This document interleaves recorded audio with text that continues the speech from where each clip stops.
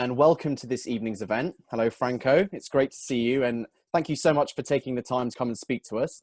I'm Harry, the president of the Bristol Free Speech Society, and I'm running the event tonight. As a theatre and performance student, I'm really passionate about the intersection between art and free speech. And I actually think that this link is often overlooked when we talk about free speech issues. Here at the Bristol Free Speech Society, we aim to organise events and platform speakers with interesting and unique perspectives. So hope you enjoy the event. Franco's work has been described as somewhere between isolation and seduction, benevolence and confrontation, suffering and eroticism, punk and poetry. Franco rose to prominence in the late 1990s with a series of controversial performances based around blood and bleeding, using his own body as the source. His impressive body of work and prolific nature has led him to explore many different mediums and subject matters. I first met Franco in March of this year, thankfully before the lockdown, and I was lucky enough to have the opportunity to participate in a workshop that he was running in collaboration with the University of Bristol Theatre Archives. It was a truly liberating experience, and I left the workshop in the evening feeling profoundly affected, having spent the day pushing my own personal boundaries and feeling a sense of collective humanity with the other participants. I'm therefore extremely happy to have Franco here for this discussion, and I can't wait to get into some of these themes more. Questions will be taken at the end, but you can submit them throughout the event via the link in the chat. And also the event is being recorded, but it will be on speaker view. So even if you have your camera on, you won't necessarily be being recorded. So without further ado, it is my absolute pleasure to introduce Franko B. Hi, thank you. Hi, everybody. Thanks for inviting me. I think for the opportunity. It's interesting what you say about freedom of speech. Yes, it's important because also I think people take it for granted, freedom of speech, It can be a kind of overrated subject matter, but I think mainly most people take it for granted. They don't realize actually there's something that we have to constantly fight for. Yes. Okay, well, thank you, Franco. So my first question to you this evening is, how did you start your career as an artist? I never start a career. I don't see it. I don't like that word. When I started I suppose, vocation, but there was a moment when I was about 22, 23 that I realized I couldn't carry on with what I was doing. And yeah, 83, when I was 23 years old, towards the middle of I had a half-life crisis, middle life crisis at 23. And I realized that I had to make choice, what do I do? Do I carry on? And I burned myself out doing what I was doing, or just which was basically surviving to a certain extent, or decide what to do. And there was two line of thoughts. I was doing for about 2 years voluntary service in a geriatric hospital, yes, in South London, near Brixton, Clapham North actually, when I wasn't working in a kitchen as a workshop. And the sister there really, I don't know, they liked me. I was very helpful. And I was the only man doing it, really. It was friends. It was via friend of the ages, something like that. And I started to visit people at home that were alone, and to shopping for them twice a week. And then the organization asked me if I wanted to visit old people that the family left them or they didn't have family. And so they started, after about a year and a half, they say, you will be a good nurse. You will be a good nurse. You will be a good nurse. You will be a brilliant auxiliary nurse or something like that. Basically, somebody that just lifts people out of bed and takes them and cleans the bum. And that's what I was doing. And as a volunteer, and I was doing then it was kind of started to become ridiculous. They were asking me, when you in nest, because they were back then, 83, and they were short staff, and most of the nurses in this department was long-term geriatric ward. These people tend not to come out, really. So they were very frail, and people technically went there and eventually die, within few months or few days or a couple of years. But so to make a long story short, I started to get this pressure, but I couldn't deal with the grief. Every time I went in, there was somebody else in somebody else's bed. I couldn't deal. I was getting attached to people. I couldn't do it. I realized that, and they would say, why don't you do your O-level, do your English, and I would give you reference. This was the sister of the world, and then there was art, and then I started to write, really. I was mainly writing song poems, and through that, I decided to do art, But really, how it started is that about that time I was very depressed, and I was doing a lot of speed, amphetamine, and and I remember a girl stopped me one day. This girl that I would see most every day, that I didn't talk to. She was on a bicycle. She would pass my house. I lived in Brixton. I lived on the front line, one of the most at the time, as most people didn't go down. I lived there for 15 years.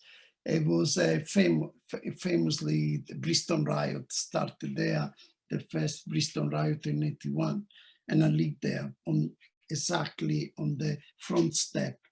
And she stopped me and she said something like, I see you every day. Why are you so miserable? And I said, I'm not miserable. I'm just, And anyway, she said, what are you doing? I said, I don't know anything. She said, do you want to come to, I said, I'm fed up, fuck off, something like that. And she said, do you want to come to pottery classes with me? And so I went. The next week, I went to the pottery classes, which was £1 for a year, was run, they were run by in a London Education just before Thatcher got rid of her. It was amazing. And so I started doing pottery classes once, then twice a week, then 3 days a week. And then when I was there, after about a year, Keith, one of the teachers, said to me, why don't you go to art school? And I said, I don't have the, I say, oh, art school are for middle classes, I said something like that to him. He said, no, they will take you. And so in 1995, at the end of 95, I applied for the year 95, 96 foundation course at Camberwell, and they took me. And then from that, I went to art school. I went to Chelsea to do a degree. I got into in the painting department. And then in 1990, 4 years later, I did a postgraduate in learning media, alternative learning media, at the Bayern Show, that now is part of St. Martin School of Art. So no career really, but I realized around the time I started to do pottery classes, although I wasn't making pots, I was making things that talked about how I felt. I suppose, pathologies, different, and so in psychosis and neurosis turn into this object, and which most people that were doing pottery there thought they didn't like him, therefore it wasn't what the people were doing there. I remember one of the other teacher used to way about making jokes or kind of not really wanted to help, So I got really on well with Keith that give me the reference. So at the time I realized that art was the only reason maybe that I could find a reason to keep living, I didn't expect to make it to 25. I didn't. I never did, And so art in a way, although I nearly did die in 95, I got into art college and I waited there to 9 months before I start again. And then I nearly died of an overdose, a drug overdose. And in a way, that was kind of cold, that to stop it. It didn't really stop. I had to be more careful what I took. But yeah, of course it didn't stop. But no, but there was an accident and I ended up in hospital and I was treated like shit. And so I realized that I needed to stay in control if I didn't want to be treated like shit, really. So I suppose that is the way things are, But I never see as a career, you don't go into art as a career, really. It's a vocation. Art, for me, is like a religion. It's another form, it's another form of religion, really. You have to really believe it. You have to be really devoted, really, really believe it. Yeah, no part-time kind of religion. Like lot of, I suppose, religious people, whatever they're Catholic or Muslim, they become fanatic. I'm not a fanatic, actually about art. It's just the way it went then. Yeah. Okay. Because I'm not, because it's interesting, because actually I at some stage, I thought that what was interesting was in the language, in language, in visual language, wherever, it could be anything. It could be music, poetry, it could be anything that makes you feel alive, Yeah. Yeah, well, that kind of brings us quite neatly onto my second question, which is, what are you trying to say with your work? And I suppose broadly, I know that's a very broad question, but I suppose if you want me to be more specific as well, what kind of themes carry over from different parts of your work? Yeah, well, that's the thing, it's interesting.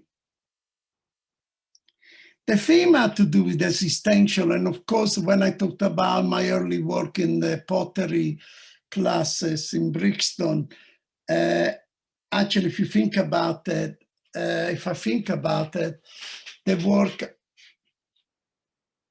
some of the work hasn't changed. I've gone back to the strategies change. Essentially, you change, you grow, you develop, and you suppose what you thought was important one moment is not important at the moment. But essentially, life itself doesn't really change. Take away the petty bourgeois element of life, wherever I can afford my rent now, wherever I don't have to work in a club or picking up shit, or working, in a kitchen. It doesn't matter. I mean, essentially, as a human being on this planet, I have the same feeling, and maybe I'm much more articulate about it, and I have less chips on my shoulder, and I can share this through art, And I suppose that that's what you do, really. You share, you're not alone. And actually, I think the idea of the individual is overrated. Yes, essentially, it doesn't matter where you come from, what kind of come from the point of view of social, political, cultural, ethnic, geographic, etc. We are made of flesh. We have a heart. We have a mind. We have a soul, you know? And it doesn't matter where you come from and what your background is, whatever, you know, you were unlucky or lucky, you know. I think the moment we are born onto this planet, we are alien. We are refugees, you know. We are taught how to behave depending on our, you know, community, what community, your family, your institution, you know, your social political credo. Doesn't matter if, in my case, it was Italy in the 60s, super Catholic and super kind of conservative. But as in anything, there's a way different facet of that, you know. I essentially think that all society suffer from some kind of schizophrenic existential. Yeah. It's interesting you talk about sharing, Franco, because to me, at least, that is a big part of your work, especially your older bleeding performances, right? This idea of sort of sharing yourself and kind of sharing the most intimate part of yourself with the audience, yeah, I suppose. But no, but it's not just the early work, actually. No, not at all. Not at all. I think there wouldn't be point for me to carry on if I didn't feel it was important today and I was doing it. So, but of course, it's not just the object, but it's my existence that I'm sharing, you know, it's my, I suppose, my thoughts, you know, because I'm in this privilege, you know, I suppose, privilege, you can call it a situation where people listen to me, you know, and they're willing to listen to me. So in a way, I'm sharing continuously my thought. Yeah, for sure. So it's not just a question of the early work. And yeah, no, not at all. And I think what has changed, obviously, with kind of self-development and growing up, and also growing up in a way you're growing up in public, you know? And that's what you do when you start to present your work, to make work that leaves your bedroom, you know? And in a way, maybe this is the difference between, you know, at the time, in the early days, people would say that I was a self-harmer. And I say, I'm not a self-harmer because I'm not doing it in my bedroom. I'm not doing it alone. I'm sharing it. You know, I use it as in fact, anyway, there's a way this, you know, I mean, there's so many books and essay about the work I done, and sometimes it's not worth really reading because it's obviously everybody has a baggage, the way they come to your work and the way I understand your work, especially a lot of time, you know, ignorance, you know, informs the way they look at you, the way they look at your work. Ignorance in terms of your context, you know. And of course, the classic one was when I was at college. Yes, but the Vienna Actionists did it before you, you know, or the Vienna Actionists. And then you look at the Vienna Actionists, a totally different context in which they were making the work, and certainly not everybody. There's one or two that maybe I think I could have a discussion with, but most of the work not, you know, but essentially mostly was about liberation, some kind of liberation, self-liberation, but also is to do, I think, with traumas, you know. I think we don't realize, but we carry traumas. Everybody carries some kind of form of trauma, you know, and in a way, the work we make is not necessarily a response, but it is what you call is a causes, is a cause for the work that we do, the society, the way society, I think, expresses itself is because of trauma. Yeah, war, post-war. In fact, you know, if you look some of the interesting work, performance didn't start, you know, 30 years ago. Performance the way happened, I believe. But there's different stages, you know. In fact, if you look at the Dada, the movement Dada, which was formed just during the First World War, which was in Switzerland, which was a response to the trauma that went on there, you know. And a lot of people thought the Dada movement was really silly, taking the piss, and kind of, you know, bourgeois kids having fun in theater in Zurich, but it wasn't, you know. In a way, it expresses as that kind of pathology, you know. But it was, and then you look at the work after the Second World War, the Japanese, you know, work, performance artists, and then, of course, in Europe, the Vienna, you know, these people seeing their father, their grandfather, come back from the war or not come back from the war, you know, they see come back mutilated, not just physically, but also emotionally, you know, especially emotionally, you know. And you can see it now with all the shit that go on now. Maybe people don't realize it in the moment, but certainly we carry this weight. And I think even with this situation with COVID, we will carry it. We will carry this, but I think especially young people will carry it. Yeah. Yeah. Yeah, no, absolutely. That kind of, you sort of touched on it there, but that kind of brings me on to my third question, which is what is performance? And would you consider your work to be performance art? What is performance? Very good question. Well, performance, I mean, is the terms, you know, is a way to, it's like you could say, what is cubism, you know, what is abstract expression, what is abstract art, you know, is a quote, is a phrase to frame it, you know. So performance, I think, is things that I don't think that I do performance. I do stuff that's performative.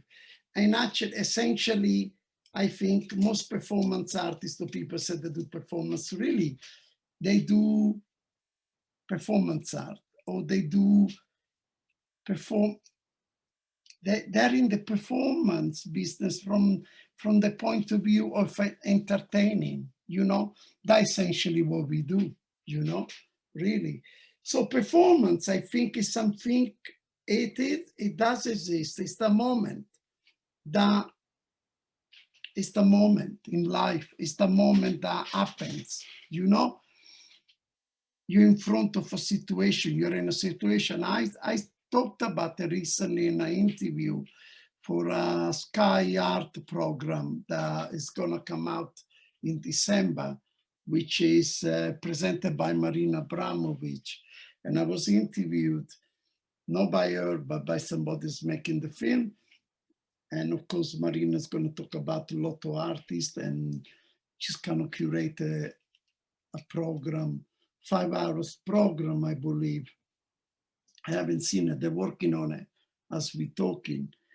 And I said, you know, in that moment, I said performance really, but I said it before, you know, it's that moment when you see something that makes you stop and think, you know, not necessarily think, what the fuck is that, but makes you stop, you know. And I think, I'll give you an example. I saw some amazing work by Anselm Kiefer, some painting, life in Paris, in London.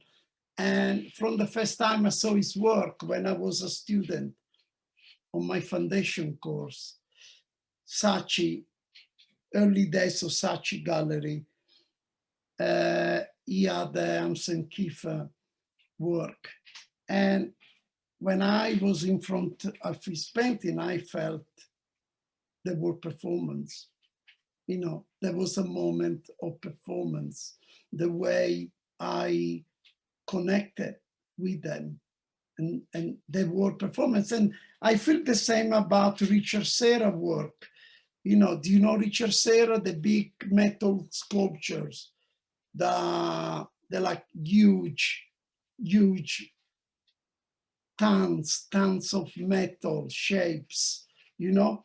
And I seen this also when I was a student. Other work, you know, when you see a Rothko, when I see a Mark Rothko, the first time I walked into a Mark Rothko room at Tate Britain, where his work was then in around 83, 84, before I start college, yeah, 84, 85. Now, at the time, I didn't know what it was, but now I realize that that was performance, you know, that moment of realization that something very deep and something consequential to me, for sure. In fact, for me, when I went into this room, it was like a religious experience for me. Yeah, totally. So that moment, these moments of performance, anything else is like, you know, going to a concert to see a, you know, Beethoven concert, or, you know, that's what we do. We entertain, you know. I think it's overrated. Everything is overrated anyway, you know, everything, yes. And so it's, yeah, who cares? You know, that's what you call it, you know? But I don't want to be a snob, but I just think that that's what we do, you know, we entertain. You know, it's a form of entertainment. I mean, the difference you can say is different from drama or theater is that essentially anything can happen. But to a certain extent, you are in control. You know, yes, you can fall over.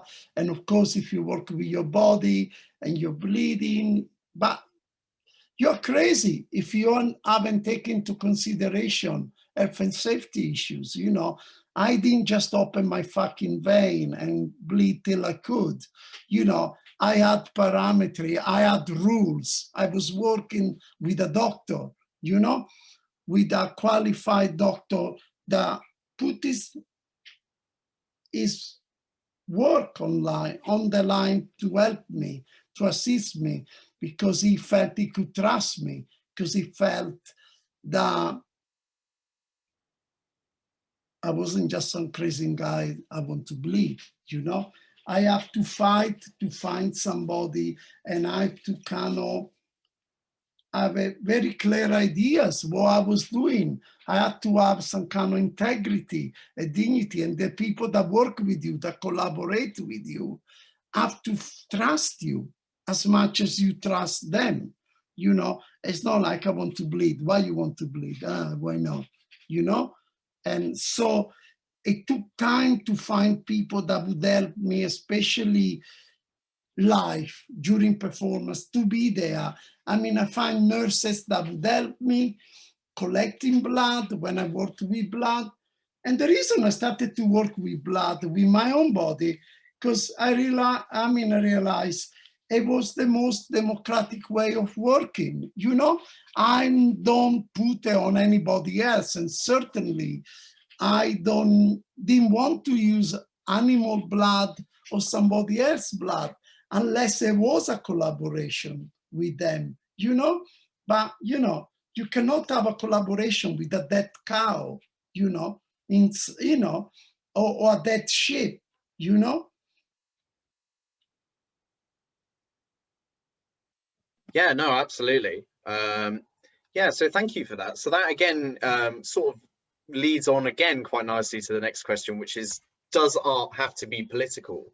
I mean, I think I know what you're going to respond to this with, but you know, just in general, Yeah, because it's not just, people might be I mean, curious. it's not just everything is political, I think. And I think everything that, and with that, the politics are personal. So everything is, you know, when somebody say I'm not political, you know, I don't want to get involved. It's a personal political position, you know. Call what you wanted, you know. But I think my slogan is the political is personal and the personal is political. And if you're lucky, it can be also poetic. But that is very rare. It's not up to you to say that you are poetic. You know, other people can say, and you can say thanks, you know, or sometimes actually people say that and then you think it hasn't worked for you. You know, a lot of time, this moment in my work where people, you know, see something I don't want to show them, or they come to my studio and they think that I've discarded or I just have there that I totally forgot about it. Suddenly people make a big thing about it. Oh, you should show this, you know, whatever.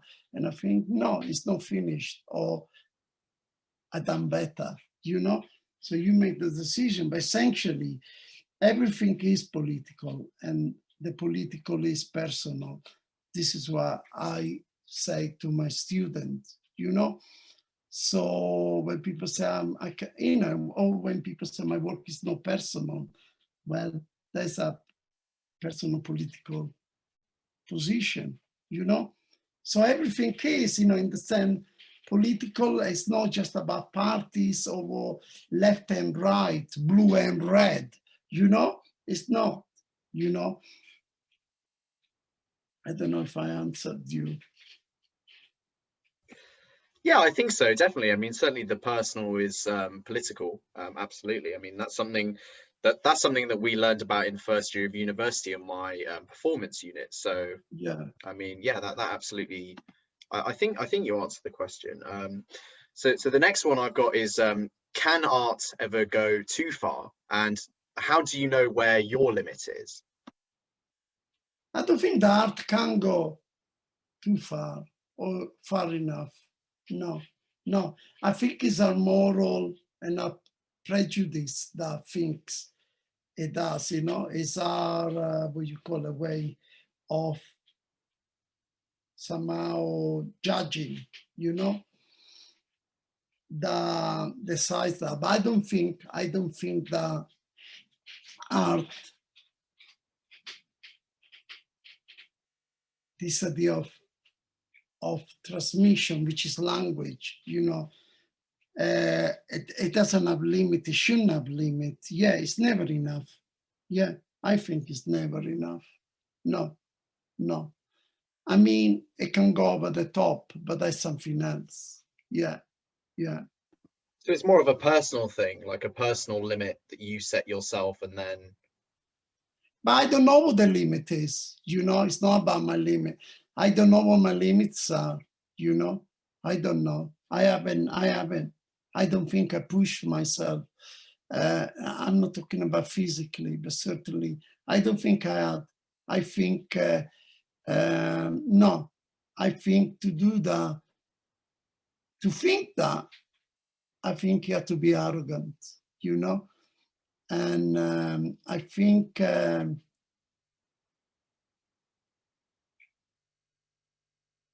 Yeah, I think that. I think, I don't know. I don't know if there is one artist I look at that as, because also it's a way to kind of frame them, you know, because I think it's not that you can do better, but you are not dead yet, you know, so you don't know what you have to do, you know, what you need to do. That's essential. That is, you know, that you have to do. What is the most important thing? I always say that, you know, when people say to me, how do you judge success? You judge it by the work you can make, you know, that you end up to be able, that you able to make, you know, that you make sure you make. But I can't speak for next week or in 2 years' time if I'm still alive, you know. It's a continuous, I think, movement. You are in movement. And the moment you think you arrived, you're fucked, you're dead, you know, you're dead here. Yeah. So you're like, must as well be on a machine, you know, on you know, on a machine that just kind of feeds you, you know. So So, almost what you're saying is that there is no specific limit. You just have to keep sort of pushing yourself. but this is for everybody. I believe this is for everybody. It's not, you know, just for me. I think it's for everybody. Yes.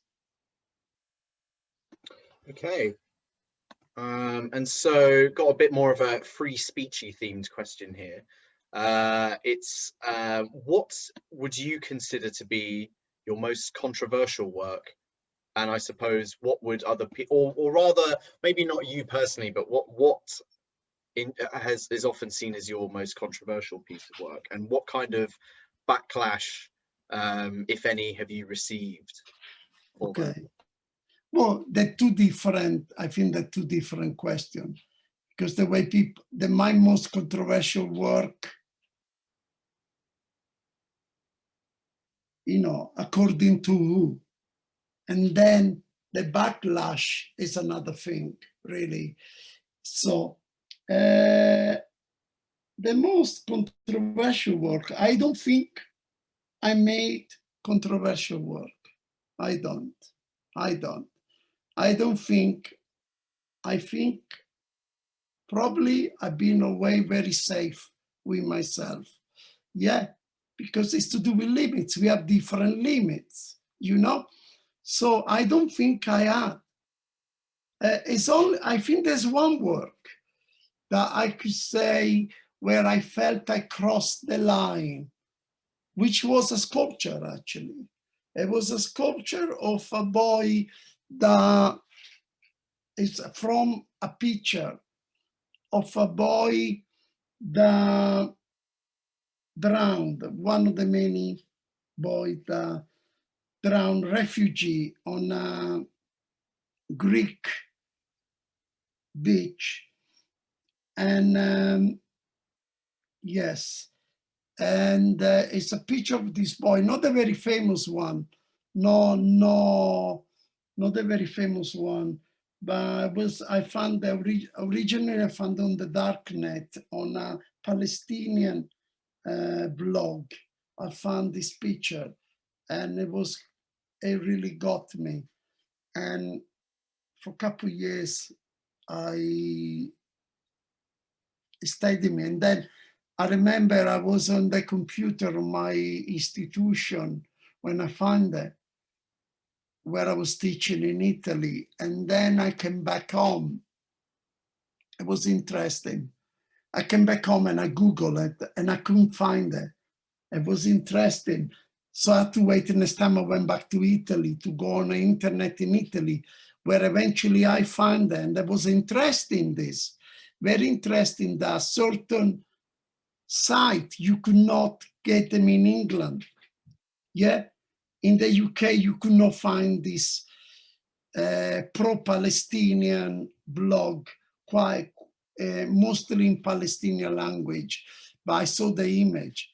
And so I managed to save it. The next time I went to Italy, I was, really wanted to find it because I could not find it when I came back in the UK. So this image, then eventually I found somebody very good in Italy that could make, the photo was very fuzzy, out of focus, of this boy that drowned. And I thought it was, the photo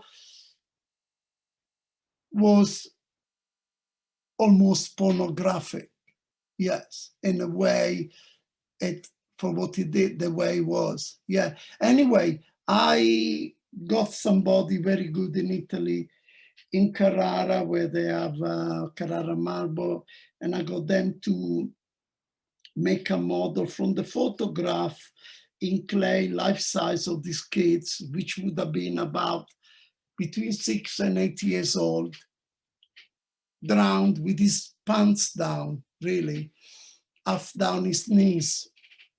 And I turned it into a marble sculpture, yeah. And I called this Sleeping Beauty, yeah. And I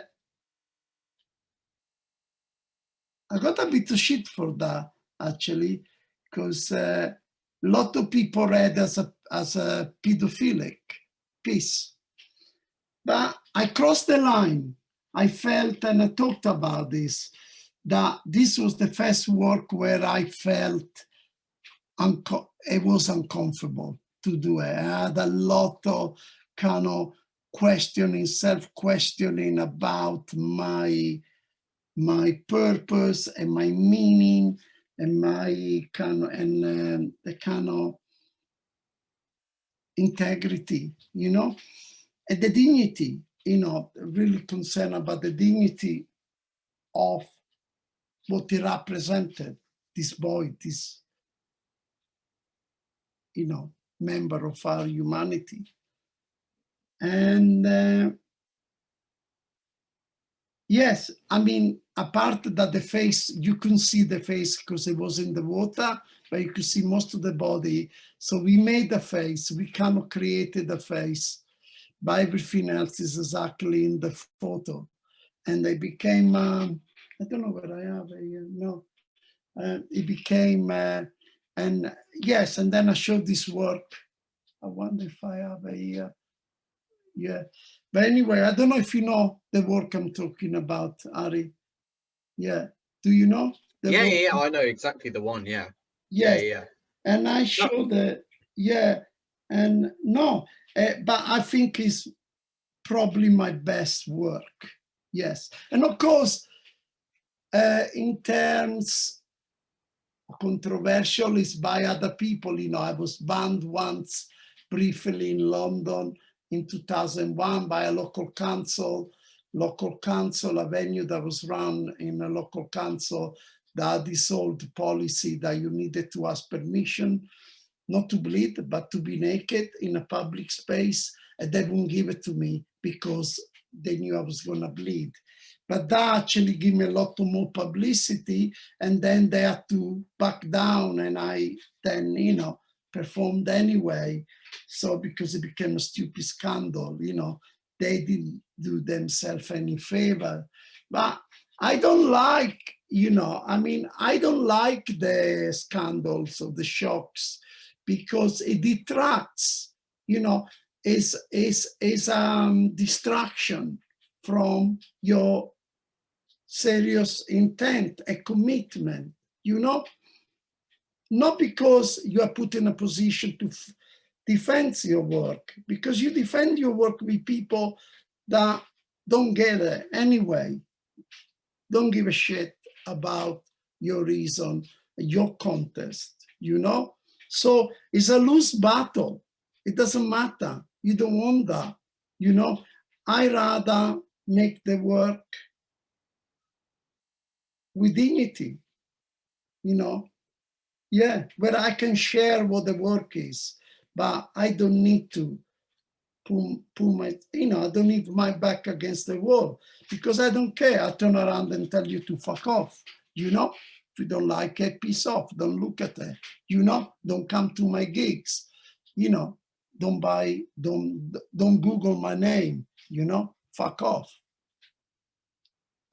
And with that, I'll go to my last question that I've scheduled, and then we'll open up to the audience. Just to remind everyone again to please submit those via Slido. But the last question that I have got for you, Franko, is, in your opinion, what can art and artists do to respond to the pretty dire situations that we're kind of finding ourselves in at the moment in the world? I mean, you were referring to the US election earlier as we came in and saying about, you know, how that gave you a lot of anxiety. And I think that sentiment is probably shared with a lot of people, whether it be through elections or coronavirus. So just in your opinion, how can those of us who are artists respond to this? Well, it's not just to this, it's continuous, you know, there's always something. It's not suddenly in the last 3 or 4 years, we all, you know, the shit hit the fan. I mean, it's continuously, if you look at the history, there's a continuously situation, I think, of shite, you know, and abuse of power and putting somebody down if they're not, you know, this lot is another lot, this lot doing it to other. So it's existentially, is the moment that you realize what's going on in the world and you realize what happened before, it's only a continuation, you know. I believe the main kind of dynamics of power, you know, who has it and who has it not have it, are the same, you know. The strategies and the tools might change, you know, but essentially, and the name changes, you know. We think we don't have colonialism anymore, it's bullshit, you know. We still have it, you know, not just because we still have, you know, England, the Falkland or whatever, but because there's still the nature in societies, you know. And the dynamic of power is simple, you know. Susan Sontag wrote a brilliant essay in the late 60s called Under the Sign of Saturn. In this essay, one of the passages is specifically about power. The only cure for somebody not to have that doesn't have power is to have it, you know, is to have it. It's the only remedy, you know. And what's happened with somebody gets, it's like a chain thing, you know. Somebody is this kind of sadomasochistic nature in society. I'm talking about sadomasochistic nature in society outside the fucking bedroom, outside kind of, you know, taste, you know, but certainly in terms of the dynamic, you know. And I wrote an essay when I was a student, which now I found to be naive in places, but, you know, I wrote when I graduated at Chelsea, SM as a nature in society. And, but essentially, you know, what is the role of artists? Whatever you are a poet, whatever you are a kind of a writer, you know, fictional or not fictional, you know, a musician, we are, you know, this is a word I use as it's a bit of cliche. We are monsters, you know, and monsters, that's what we are. And the word monster comes from the Latin word monstrum, you know, the Greek word actually, monstrum, somebody that shows, somebody that shares, somebody witness, somebody that reminds you. You know, there's a lot of kind of adjective that come out of that, you know, that is about that. And that's what I think our role as artists is to show, to show, you know. And of course, when somebody turns around and says, you're a monster, you're showing something I don't like, you know. The monster is not some kind of, you know, gorilla, you know, an imponent kind of, you know, but the artist, the little artist can be this imponent, you know, figure, monster that shows, that kind of reminds you, and that kind of, in a way, through art, through writing or through visual art, of any, you know, somehow catalogs, archives, and presents you, you know, with what happening, you know? Yeah, and I think, I believe in this, and that's what we are. Our role is to show, you know, is to show, but I think beauty is very important, you know, because there's no point, you know, so the beauty comes from the poetic of the poetic side of it. That's when it's beautiful, you know, when somebody, when you feel on your skin, when it reminds you, the image you create reminds you of something else, you know, because it's not about you anymore. You know, the moment you make the work, the image, and you let it go, whatever is a performance, and it comes out of your fucking bedroom or your studio, your four wall, it's not any longer yours. The piece of visual language becomes contaminated, becomes a shared thing, but it's not any longer, you don't own it. You don't know, you know, you as an artist, I believe this, that I don't own it anymore. The moment I present it, you know, the moment now, even talking to you and to everybody else that might be listening, I don't own what I said. I don't own it. You know, I only own it when it's inside me, you know? Okay, thank you so much, Franco. We're now going to open up to questions. I've been getting quite a few on Slido, so I'm not sure I'll be able to do all of them, but if there's one you like particularly, do give it a vote. The first question will be from Will. Will, if you're okay to put your mic and camera on and ask the question. You've submitted two, Yeah. so if I can ask you to just pick one of them and go ahead and ask Franco. Cool, yeah. What you just said about your position on people who don't necessarily like your work and how they should kind of like remove themselves from the space. Well, I don't care about that. You know, a fair place to stand. Do you think that potentially shuts down like criticism and debate surrounding your work? No, because we are having a debate, but it's not about like or don't like. Art is not, language is not like, I like art that is a bit more salty, or art that has a bit more chili in it. You know, it's, to me, it's not like that. I don't say I shut it out. I say that I don't waste my time. I engage. Obviously, if I didn't engage with about what I do and what I think with people, I won't be here. I won't be here talking to you. So it's not that, but I try, and probably it's not totally true, because of course you carry it. You know, sometimes people say that some things that really pisses you out, that for a few years you think about that person, you know, and it's funny. But there's a lot to life, is you know, living is a brilliant lesson, because it's interesting, you know, the thing that people tell you 20 years ago, and then 20 years later, the position changes, or you actually realize that the reason why you were upset, it wasn't because of what they say, you know, it's because you felt insignificant, you know. The interesting thing is actually, I think the best way to hurt somebody, you know, is not to talk about them. You know, I always, sometimes when people engage with me and they try to upset me, I feel, actually, it will upset me if you totally ignored me, you know.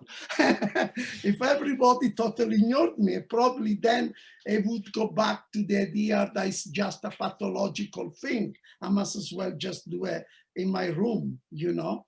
And Yeah. as I masturbate in my room or not, do the same. It's another form of masturbation, you know. Cool. Thank I you. don't know if he answer you, but I think like things you like, I don't care about when somebody comes to me and say, I really like that, mate.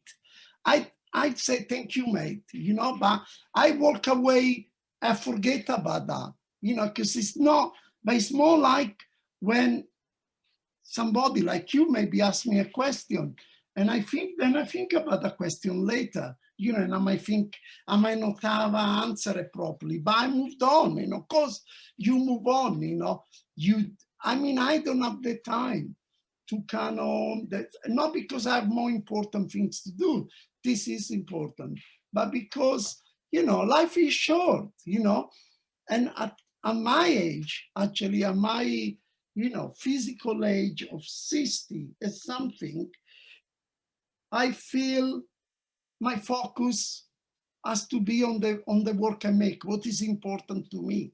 And that's the most important things, you know. It's like when people say what is important to you, it's what you remember, it's what you remember, positive or negatively, you know, it's what you remember. And so a lot of the things that people said or kind of cheap talks or kind of comment, I move on. They have a right to express themselves, you know? So who is me to say, I don't need to, you know, once we engaged and you said and I said that, then we move on, you know, unless obviously we're gonna meet again or we have a friendship, a working, you know, whatever, you know, obviously there's a community around me that engages with me on a daily, weekly, year basis, you know, for many, many years, you know, on which I care about, you know, and then there is the world, you know. Okay, thank you, Franco. The next question is going to be from Ben. Ben, are you with us? Because I know you're having a few technical difficulties. Yep, I'm with you. Okay, so just ask Franco your question. Hi, Franco. So my question was about in your identity as a queer artist. Do you think that's had an impact on how people view your work, either positively or negatively, especially in the context of pieces like Sleeping Beauty or your bleeding work, which, you know, in the gay community, there's a bit of stigma towards gay people working. Yeah, there's a confusion. There's a confusion because queer to me doesn't mean gay. Yeah, queer is something else. It's very, very, very, it's not about sexual identity for me. But queer, I mean, Patti Smith for me. Do you know Patti Smith? I don't, unfortunately.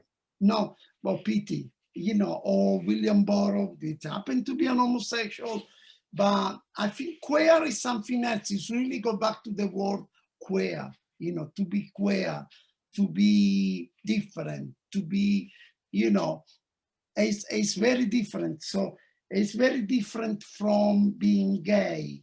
Although a lot of, you know, for a long time I didn't use this word, you know, and of course there's books about queer agenda or queer art and I happen to be in, but where I'm not in books about gay art, you know, I don't. I'm not, in fact, most book about gay art is stuff with David Hockney or, you know, and so, no, I don't think it puts people off. It doesn't matter what puts them off. My face maybe puts them off, you know, and the way I talk puts them off. I mean, that's the thing, you know, when people look at you, the way you are, you know, it's not what you do, what you might do in bed. They already have there's something else happening. I think I don't care really, to be honest, you know, but for a long time, you know, I said I'm not a queer artist. I didn't see myself as a queer artist, but now I think I can embrace the idea of being a queer artist rather than being defensive, you know, but I'm not I say I'm not a gay artist. I'm an artist that happen to have a homosexual tendency. You know, I like men, and you know, that is why we are called homo, you know, but that's fine, you know, but that doesn't make me, you know, the fact that I'm a homosexual doesn't make me an artist, you know, and the fact that I'm an artist doesn't make me a homosexual. But you should check the writing of Patti Smith. She's a rock star, you know, she's a musician, but I followed her since I was 16, Ben. And of course, you don't have to be gay or lesbian to be queer. Some of the writing, queer writing, comes from people that not necessarily, you know, that I think they're not. I don't care about the sexuality. That's what I mean. Queer is to me somebody fierce, somebody different. Queer, like, you know, yeah. It's the same, you know, with the word gay. What the fuck does it mean? The old word gay is like somebody happy, you know, somebody gay. I mean, you know, do you think I'm somebody gay? You know, I'm not. Maybe you are more than me. But that doesn't make you an homosexual, you know? That's, you know, who cares? Okay. Okay. Yeah. Thank you. But you're cute. What was that? I said, you're cute though. Oh, Ben is a Yeah. certified cutie. Yeah, he is. Yeah. Okay, so the next question is from Anonymous. And it is, would you say your work was inherently masculine? Do you think it would have the same quality if it was made by a female? Yes, So, sure. Maybe even stronger, I think. I think that you can. I don't think my work is masculine. And it's interesting because in the past, in the early days, some people said I was macho. Sometime women, sometime men, and they would say that. And I didn't know what was much about it because I did something. I showed them I was being a monster. I showed them what they do. Everybody bleeds, you know. I think everybody bleeds. Yeah, even if they're not doing it physically, biologically, you know, we do when we tell our stories, the way we live, the way we suffer in many ways. But I think it's interesting, this idea of masculinity has been attached to the figure of the male. You know, I think there's a lot of masculinity in females' body, I think. Yeah, and not just bodies, but attitude, for sure. Yeah, yeah, yeah. I mean, one of the examples would be Robert Mapplethorpe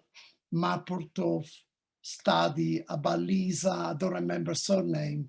If you go and check Robert Mapplethorpe, a very important, well, you know, he died of AIDS, and in 83, 85, 87. Anyway, he did a series of work, photograph of this woman called Lisa, I don't remember her name, the surname, but you can find that, and I think certainly more masculine, but not just in terms of the body, you know, shapes, you know, because in a way then you could say, you know, you could say that about a lot of people, you know, it's not, you know, and I don't know why we are hung up about being called I've been, you know, being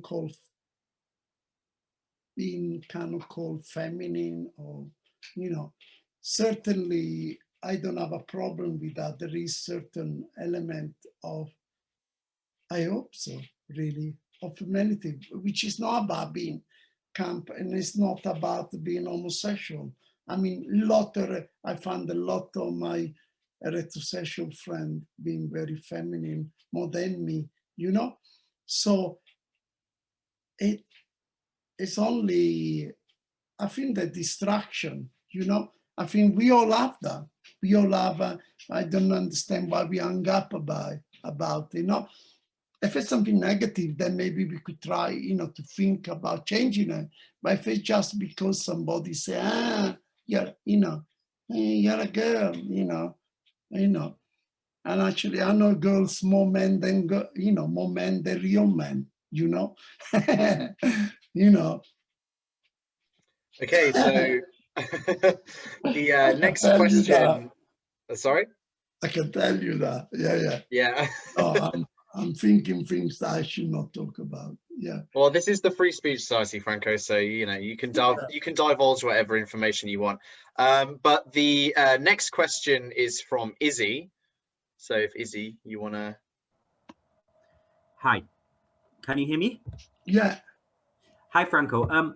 Early in the event, you said something that I found really profound. And keep in mind, I'm not an art student, so maybe this is common knowledge amongst artists. But you said, and I don't remember the exact words that you said, but I got the impression from what you were saying about the way that art is your way of life, that you as an artist, you view the world in a very kind of more alert way in which you try to experience the human condition in your art. And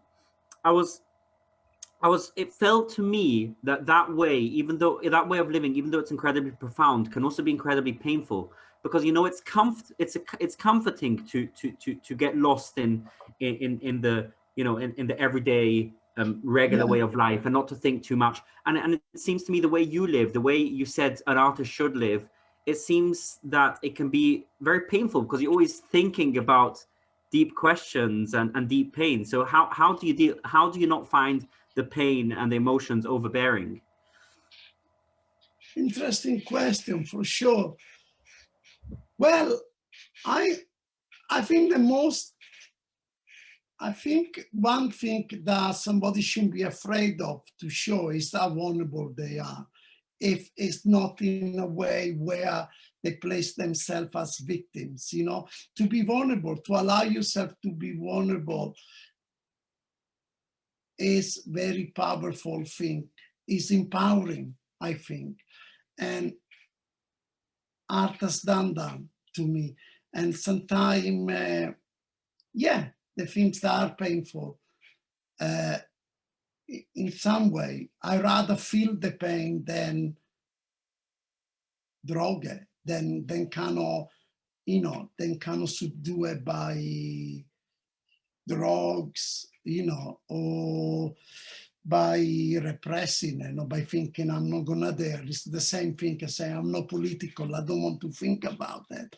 That is a very personal political position, you know. It seems like an escape route, but it's not. It's a trap, you know. I think personally, it's a trap. Eventually, you will be confronted with this, you know, by yourself, really, in a moment where you can be really, truly, or not be able to avoid honesty, you know. That's very important. I think the most important thing is to be honest in the most, you know, the most possible way you can be. And that, I mean, that can be overrated too, you know, the idea of honesty, you know. Can one be truly honest, you know? Really? No, I haven't found that yet in myself. I hope I am, you know, but I know deep inside that, you know, although I like the idea when somebody, you know, although I embrace the idea of being a monster, I'm not showing everything, believe me, you know. I can honestly say that, you know. Okay. Is that okay? Brilliant. So the next question is from Sam. Sam, are you okay to turn on your camera and unmute yourself? Yeah. Can you hear me? Yes. Hi. Hi. I can see you. My question was just what your first experience or your first experiences of art were that you can remember. Of the art world. Yeah, of anything, music, paintings, performance art, whatever. My first conscious realization of something amazing was Patti Smith's first album, Horse, 1976. I don't know if you know it. No, go and check it. I was 16. Yeah. And it was amazing because it was in English by Ada, and I couldn't speak English then. I was in Italy, and I bought it because I saw the cover. I didn't know who she was, but I loved the cover, and of course the cover is an iconic image by Robert Mapplethorpe, which was her best. At one stage was her lover, and also. And yes, and then the photograph there. And the album is an amazing album, and it had the songs in English, in Italian, translated in Italian. And that was the first, I think, conscience. We talk about conscience. Let's talk about unconscious. Yeah? The first, I think, is through religion, is through the Catholic, is through growing up when I was, 7, 8, 9, 10, 12, 13, in institution run by priest and nun, and images of Jesus, saints, martyrs, with the teeth cut off, the eyes pulled out, that's where it started. That's where body art started. That's where, yeah.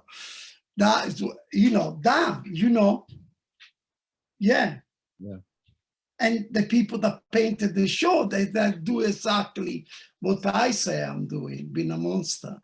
Yeah. Thank you. You're welcome. What do you study? Me? Yeah. Me, I'm training to be an actor at the moment. Okay. I'm at a drama school in London, but I've always loved. Where in London?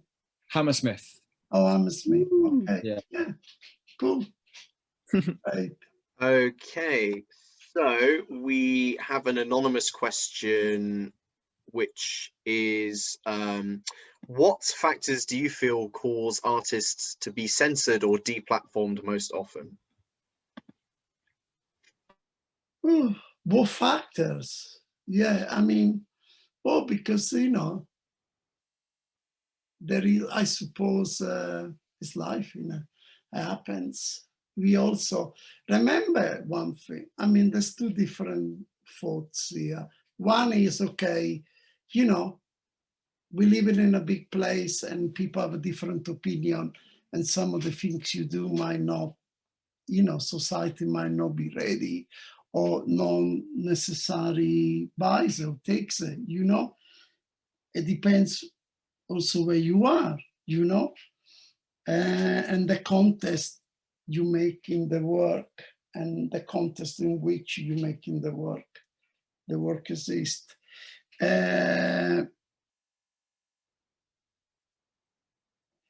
Censorship happens all the time. You can't control it, and I think it's a way of life, And I give you an example. If somebody else's opinion, or somebody sometimes feels that they have a duty to protect somebody else from what you want or from what you express.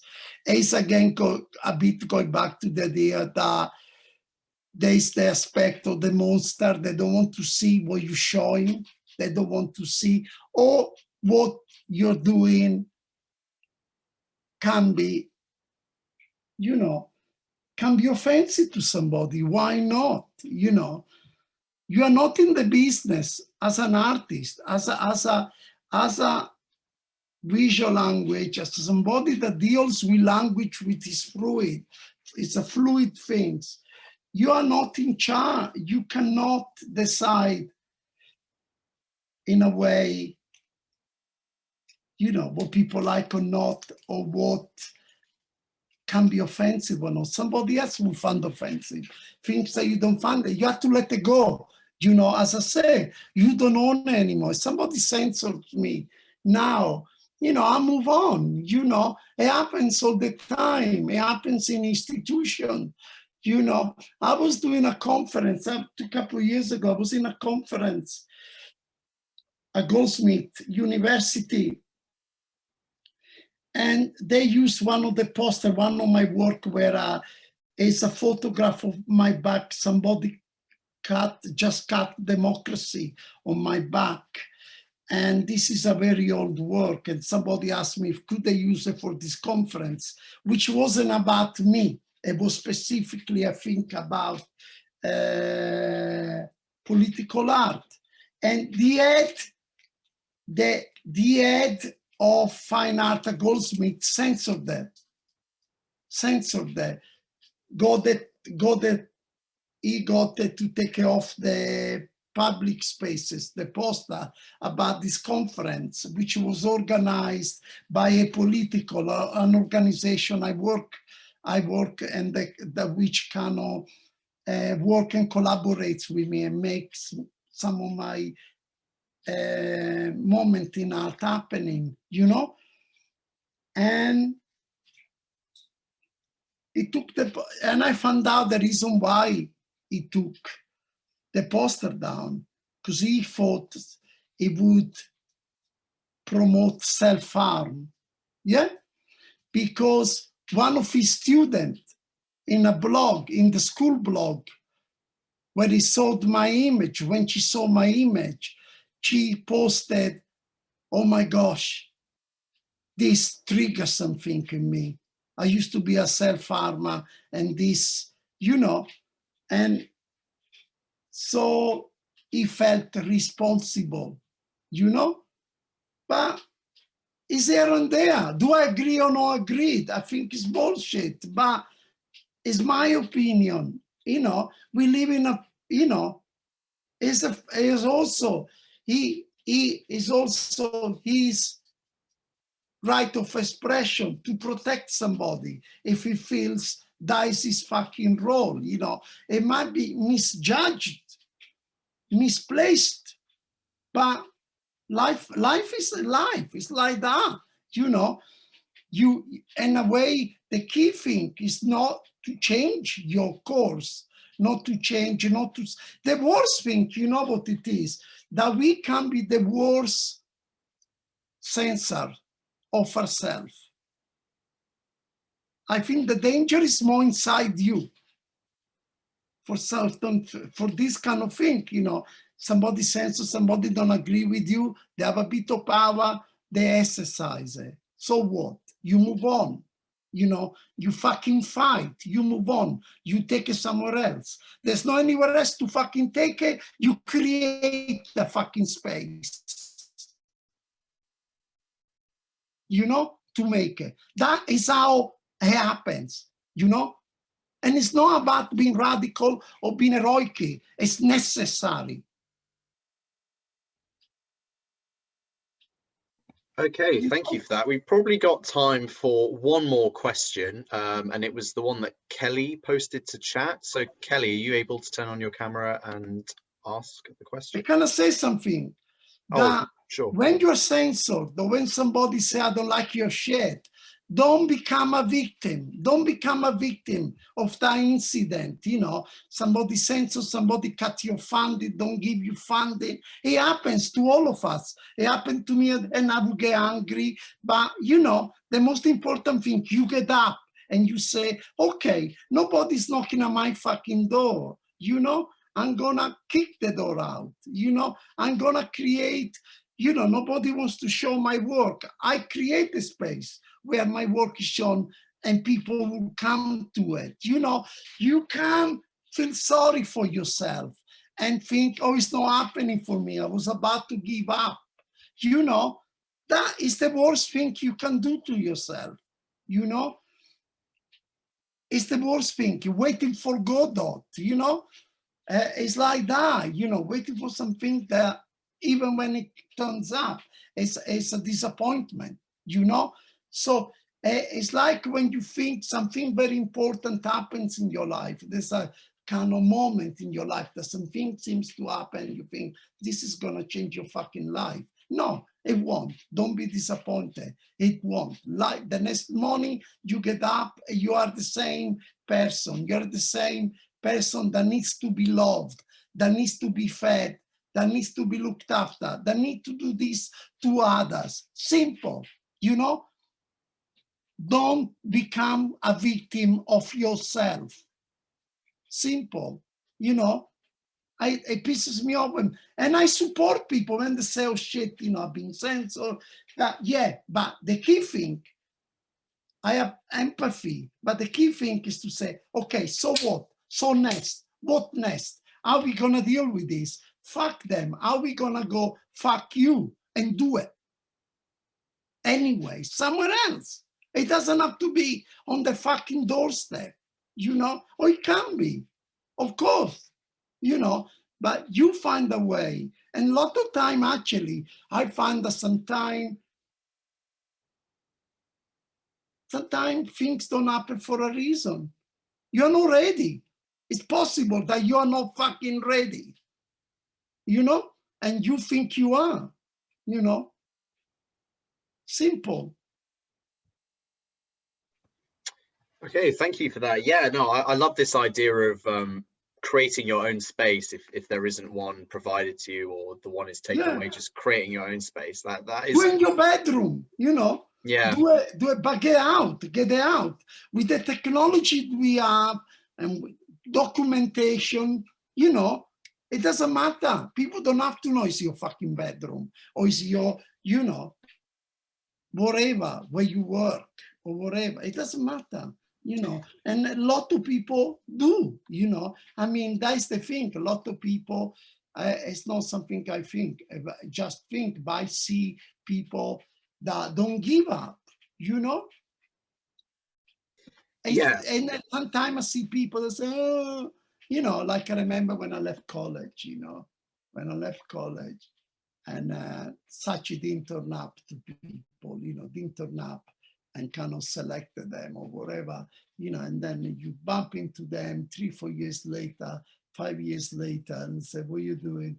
To get a job, you know. Yeah, I had to get a fucking job. I was cleaning toilets, you know, in fucking gay clubs, you know. Yeah, but it didn't stop me doing what I wanted to, you know, it didn't stop me to be who I wanted to be and making the work I wanted to make, you know. So, oh, I got a job, an administration job, you know, because I have a mortgage, you know. Well, you choose to have a mortgage when you're 25, you know. If that's more important, do that, you know.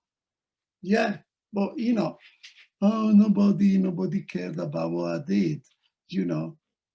Yeah, of course. Okay, so I did say we'd have one more question. We will be running over slightly, so no pressure to stay to the very end if people need to go. But I did say that we'd have Kelly's question. So Kelly White, if you're able to unmute yourself and turn on your camera and ask Franko your question.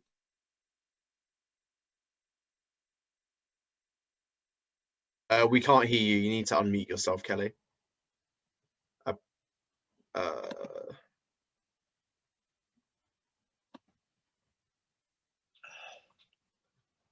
Okay, we should be able to hear you now. No.